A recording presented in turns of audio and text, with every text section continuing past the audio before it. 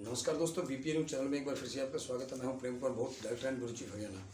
साथियों, जैसे कि हर प्रकार की खबरें आप तक पहुंचाते हैं हम, धार्मिक लेवल की हो, सामाजिक लेवल की हो, कोई क्रांति लेवल की हो या कोई क्राइम लेवल की हो। तो आज हम पहुँचे हैं पलवल में और हम अभी खड़े हैं दयानंद स्कूल के पास में कश्यप डेंटल क्लिनिक पे। यहाँ से डॉक्टर हितेश कश्यप जी चेयरमैनी की तैयारी कर रहे हैं, क्योंकि पलवल में अभी निगम परिषद के चेयरमैन की तैयारी है। तो मैं एक बात और बताना चाहूँगा सभी दर्शकों को कि जो स्वर्गीय श्री बालक जी थे, वो शुरू से ही आरएसएस के कैडराइज पर्सन थे और आरएसएस में वो प्रेसिडेंट पद पर भी रहे और डायरेक्टर पद पे भी रहे और पूर्व में चेयरमैन भी पलवल से रहे। तो भारतीय जनता पार्टी की जो एक विचारधारा है, आरएसएस की जो एक विचारधारा है, हिंदुत्व की जो विचारधारा है, उसको घर घर पहुंचाने का काम किया जा रहा है। आज देखिए डॉक्टर हितेश जी से एक हमारी खास रिपोर्ट।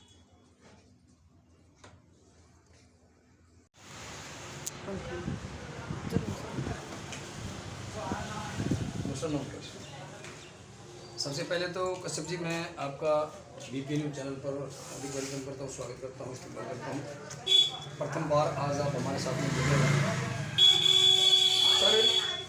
एक आप लोग का परिवार है जो शुरू से ही राष्ट्रीय स्वयं सेवक संघ के बैनर के साथ चला है, हिंदुत्व की तरफ चला है।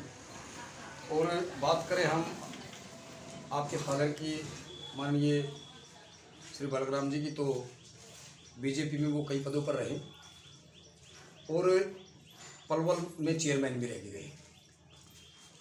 अभी आप फर्स्ट बार में तैयारी कर रहे हैं उसी मुहिम को चलाने के लिए, तो क्या क्या एजेंडा लेके चल रहे हैं कश्यप साहब, ये बताइए।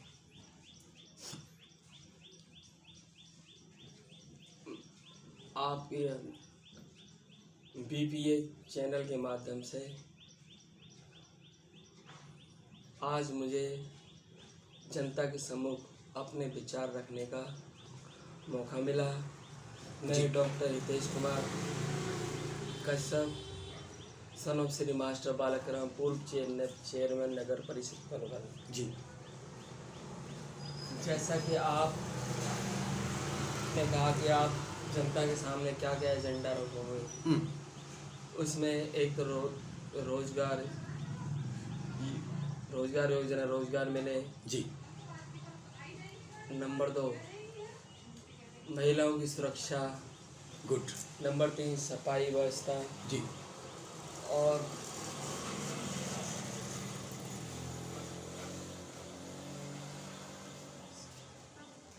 युवाओं के लिए खेल के मैदान वगैरह जी, ये समस्याओं मुख्य मुद्दे रहेंगे। तो इसमें एक तो हितेश जी, मैं आपसे जानना चाहूँगा, भारतीय जनता पार्टी ने और नरेंद्र मोदी जी ने धारा 370 को हटाया। बाबा साहेब जिस धारा 370 के लगने के खिलाफ थे और महिलाओं को 50% आरक्षण दिया मोदी साहब ने। तो मैं तो अपने विचारों से कहता हूं कि Baba Saheb doctor B are Ambedkar की आत्मा को शांति ही अब मिली है जब धारा 370 हट गई और बाबा साहेब को वो हिंदू कोड बिल पास हो गया, महिलाओं को जो समानता का अधिकार देना चाहते थे। क्या कहना चाहिए? पूरा देश क्या पूरे विश्व भी इनकी कार्य की सराहना करता है। बिल्कुल बिल्कुल। और हम ही तहे दिल से सारे हिंदुस्तान वासी इनके कार्य की सराहना करते हैं। अच्छा डॉक्टर साहब, एक अभी पिछले साल महाकुंभ के मेले में जिस समाज को एक निम्न नज़रों से देखा जाता था, नरेंद्र मोदी जी ने 21 सफाई कर्मचारियों के चरण धोए, पूरे विश्व ने देखा वो पटल।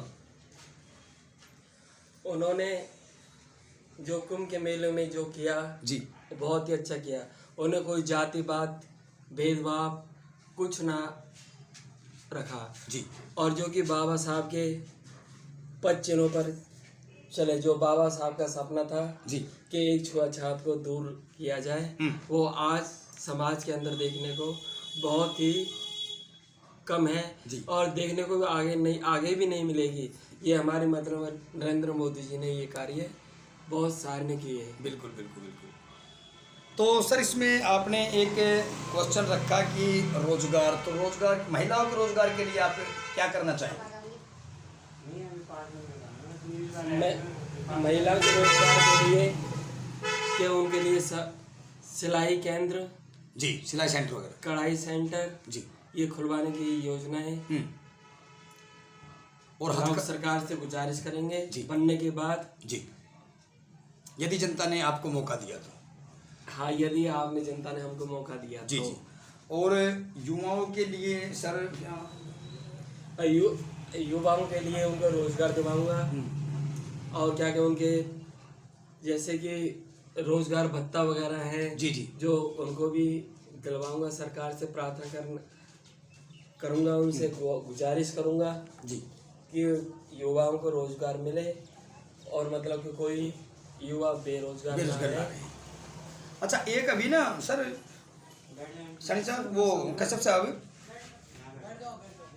माननीय दुष्यंत चौटाला उप मुख्यमंत्री हरियाणा सरकार ने अपने चुनावी मैनिफेस्टो में एक कमिटमेंट किया था कि भाई हम यदि शासन में आए तो 75% रोजगार हरियाणा के युवा को ही मिलेगा।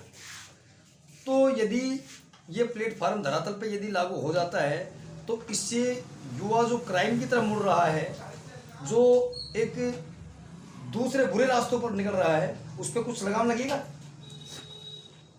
ऐसे कि हमारे उप मुख्यमंत्री दुष्यंत चौटाला ने कहा कि युवाओं को रोजगार मिले और पूरी तरह से अगर रोजगार मिलता है हमारे युवाओं को तो एक क्राइम पे बहुत कसा जाएगा। इससे क्राइम भी कम होंगे जी और आगे क्राइम भी नहीं होंगे। रोजगार मिलेगा तो आम आदमी युवा भी ये सोचेगा कि हम मतलब कि अपना कार्य करें और बेतुकी की बातें में दिमाग नहीं जाएगा, उनका ध्यान नहीं जाएगा और वो क्राइम नहीं करेंगे, उनको रोजगार रोजी ठीक मिलेगी। तो अच्छा, एक डॉक्टर साहब मेरा अंतिम क्वेश्चन है, अभी चंद रोज पहले 1 तारीख को हाई सिक्योरिटी जोन, जिसको दिल्ली कैंट कहते हैं, प्रधानमंत्री आवास से केवल 3 किलोमीटर की दूरी है, टोटल एम्बेसी वहाँ पे है, राजदूत भवन है वहाँ पे, एक 9 साल की बच्ची के साथ 4 दरिंदों ने गैंगरेप करके उस बच्ची को जिंदा जला दिया।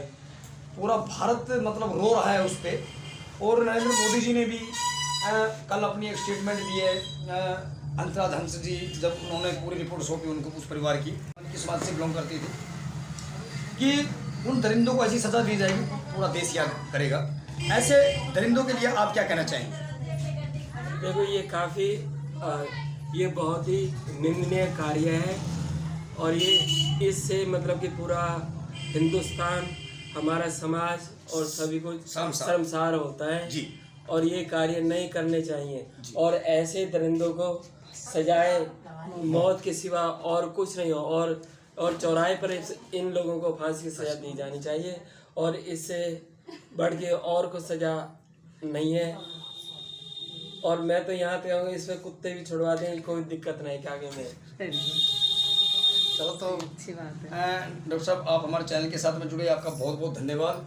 और हम ईश्वर से कामना करते हैं, परमपिता परमात्मा से, आप अपने मकसद में कामयाब हो और आप महिलाओं की भी सुरक्षा की आपने बात की, युवाओं को रोजगार के लिए बात की, महिलाओं के रोजगार के लिए बात की।